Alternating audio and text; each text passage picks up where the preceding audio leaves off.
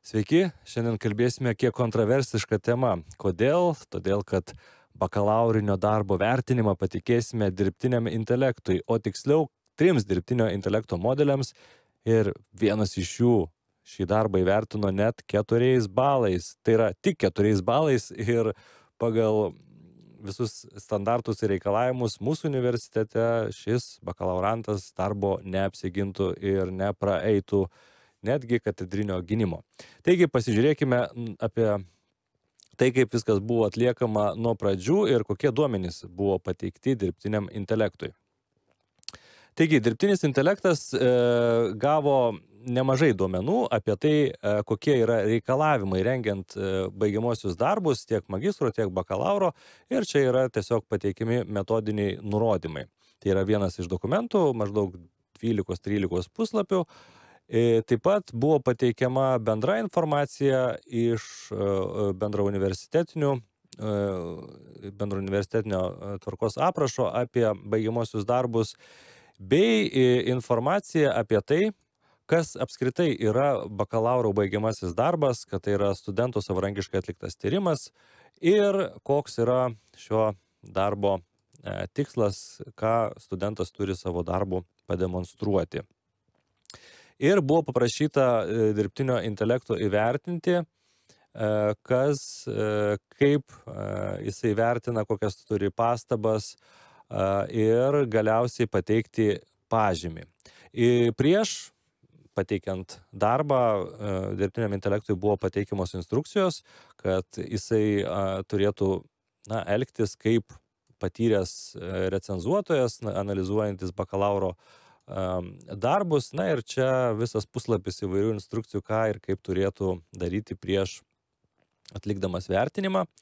Ir buvo pateiktas darbas su visais metodologiniais nurodymais trim modeliam.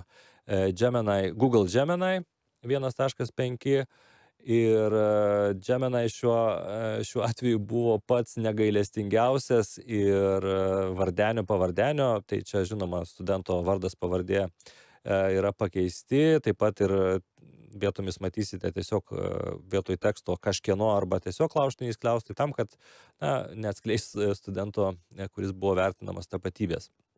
Taigi, atsižvelgiant į dabartinę studento baigimojo darbo būklę ir reikalingas esminės pataisas, jam skiriamas 4 balų įvertinimas iš 10. Ir kuomet paklausiau, kodėl, pateikė tam tikrus argumentus, išvardindamas stiprybės, kodėl darbas yra geras, kodėl tema yra aktuali, kodėl yra tinkama metodologija.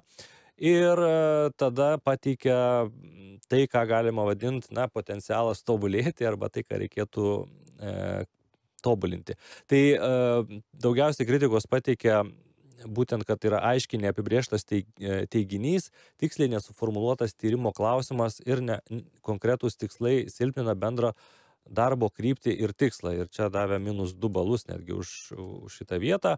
Toliau silpnas teorinis pagrindas darbui, trūksta stipraus teorinio pagrindo, kuris padėtų nukreipti tyrimą ir interpretuoti rezultatus, todėl analizės gylis ir tyrimo problemos supratimas yra riboti, paviršutiniška literatūros apžvalga, netinkama duomenų analizė, pristatymo problemos, tai gramatinės klaidos, netitikimai citavimo ir formatavimo srityse bei vaizdinių priemonių nebuvimas mažina darbo profesionalumą ir akademinę kokybę. Tai skaitant visą šitą informaciją galima galvoti, kad visai neblogai dirbtinis intelektas Google Gemini suinterpretavo, suanalizavo ir susidorojo su užduotimi, netgi pateikė rekomendacijas tobulinimui. Bet kai tą pačią informaciją pateikiau ChatGPT 4, jis arba ji, nežinau net kaip kreiptis į ChatGPT, šį vardenio pavardenio bakalauro darbą įvertino 7 balais. Darbo analizė ir atsižvelgiant į komunikacijos studijų bakalauro darbo reikalavimus šiam darbui suteikiu vertinimą 7 iš 10. Šis vertinimas atspindi gerai struktūruotą ir aktualų darbą su aiškiais tikslais ir metodika, reikšmingais atradimais ir patenkinama pristatymo kokybė. Tačiau jame taip pat atsižvelgiama į tai, jog reikėtų gilesnio ir platesnio literatūros šaltinių peržiūros, tvirtesnės statistinės analizės bei tobulinimo pristatymo lakoniškume ir citavimo nuoseklume, siekiant pasiekti aukštesnius mokslinio tyrimo ir poveikio standartus. Ir po to paklausiau ChatGPT, ar sutiktų su Gemini vertinimu ir pateiktais argumentais. Surašiau visus argumentus, kuriuos pateikė Gemini, ChatGPT ir ar sutinka su tokiu vertinimu. Atsižvelgiant į pateiktą šio darbo vertinimo analizę 4 balai iš 10, aš negaliu visiškai sutikti su šiuo vertinimu, nes remintis atliktų čia turėtų būti išsamių vertinimų, vardenio pavardenio baigiamasis darbas vertas aukštesnio įvertinimo, kaip pagrindiniai argumentai prieš tokį žemą vertinimą. Ir ChatGPT pateikė savo argumentus apie temos formulavimą, apie metodologiją, pristatymo kokybę ir bando ginčyti Google Gemini poziciją dėl 4 balų. Na ir tokia baigiamoji išvada, vieninteliai pritaikytiniai tobulinimai, kaip minėjau ankstesnėje analizėje, yra gilinimas į literatūrinį pagrindą, detalesnė duomenų analizė ir darbo lakoniškumas bei gramatinių klaidų mažinimas. Tačiau tai nėra pakankami trūkumai, kad vertinimas nukristų iki 4 balų. Tad manau, 7 balai yra adekvačiai atspindintys darbo kokybę ir pristatomas žinias. Tai netgi galim sakyti, kad šioks toks ginčas kyla, ar ne, tarp kelių dirbtinio intelekto modelių. Ir, na, tokie panašus ginčai arba diskusijos šiek tiek primena tai, kas vyksta iš tiesų komisijoje po gynimų, kai komisijos nariai nesutarė dėl pažymio ir, na, turbūt kažką panašaus galima matyti ir tikrų gynimų metu. Na ir trečias modelis, Claude 3 Opus, irgi pats pajėgiausias Claude 3 modelis, ko gero mažiau populiarus Lietuvoje, pateikia irgi įvairius argumentus. Aš čia jų visų šitoj vietoj nepateikiu dėl laiko stokos. Tai tiesiog čia pateiksiu iš tokius labiau išplėstinius pasiūlymus, ką autorių reikėtų daryti, atsižvelgiant išsakytą kritiką. Ir dėl temos aktualumo ir reikšmingumo autorius galėtų pateikti daugiau statistinių duomenų apie tam tikrą tematiką Lietuvoje ir jos svarbą.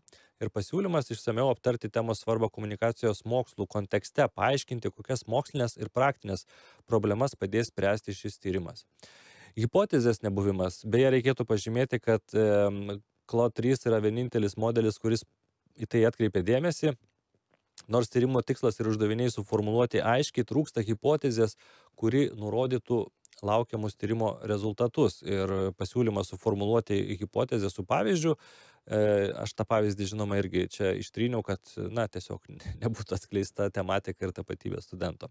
Na ir pateikė taip pat įvairių pasiūlymų dėl mokslinių šaltinių įvairovės, netgi nurodo konkrečius autorius, kuriuos galima būtų įtraukti į tyrimą. Na ir turbūt įdomesnė vieta yra, kodėl 6, o ne 4, būtent 6 Claude 3 siūlė įvertinti šitą darbą, ir taip pat pateikiau Google Gemini argumentus, kodėl turėtų šitas darbas būti vertinamas 4 balais, ir tada paklausiau, ar sutinki su šituo įvertinimu. Taip, galėčiau pateikti keletą argumentų, kodėl vis dėlto laikausi savo ankstesnio 6 balų vertinimo, o ne dirbtinio intelekto pateikto 4 balų vertinimo. Darbo potencialas. Nors darbas turi nemažai trūkumų, jis turi potencialo būti pagerintas. Autorius pasirinko aktualią temą, tinkamai suformulavo tyrimo tikslą ir uždavinius, pasirinko tinkamą kokybinį tyrimo metodą. Tai rodo, kad darbas turi tvirtą pagrindą, ant kurio galima toliau statyti ir tobulinti. Vertinimo kriterijų svarba. Dirbtinis intelektas savo vertinime didelį dėmesį skiria formaliam darbo apipavidalinimui, pavyzdžiui, gramatinėms klaidoms, citavimo ir formatavimo netitikimams. Nors šie aspektai yra svarbus, jie nėra esminiai vertinant darbo kokybę. Mano vertinime didesnį svorį turi darbo turinys, tyrimo metodologija ir rezultatai. Ir dar yra kalbam apie darbo išbaigtumą, autoriaus įdirbis pabrėžiamas, kad daug įdėta pastangų, laiko ir energijos. Ir akcentuojama tai, kad darbas gali būti per ganėtinai trumpą laiką pakoreguotas ir, na, vadinkim, davestas iki galo arba užbaigtas tinkamai. Ir štai koks yra apibendrinimas. Apibendrinant, nors suprantu ir gerbiu dirbtinio intelekto pateiktus argumentus, aišku, labai įdomiai skamba, kai dirbtinis intelektas sako, kad gerbia kito dirbtinio intelekto argumentus, vis dėlto manau, kad 6 balų vertinimas geriau atspindi darbo esamą būklę ir potencialą. Autorius turi tvirtą pagrindą, ant kurio gali toliau tobulinti savo darbą, o daugelį trūkumų įmanoma ištaisyti. Todėl manau, kad 6 balai yra teisingesnis ir labiau motyvuojantis vertinimas nei 4 balai. Tai man atrodo, kad šitas trečias modelis, būtent Claude 3, bent jau tai, kaip ir ką pateikia savo vertinimuose, turbūt labiausiai atspindi, na, arba tiksliausiai atspindi, arba bent jau kas man pasirodė panašiausiai tą tikrą vertinimą ir šio darbo įkelto analizę. Ir čia dar reikėtų paminėti, kad pirmiausiai aš paklausiau, kodėl 6, o ne 4, ir nesakiau dirbtiniam intelektui, kad tai yra kito dirbtinio intelekto vertinimas ir argumentai. Tai pirmą kartą Claude 3 sutiko su išsakytais vertinimais, kad 4 yra tinkamas įvertinimas ir išsakyti argumentai yra visiškai teisingi.